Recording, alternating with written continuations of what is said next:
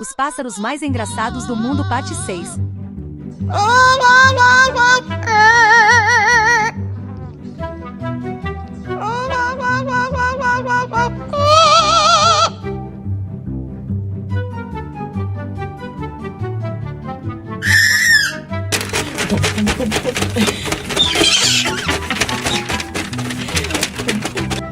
Don't believe me, just watch. Don't believe me, just watch.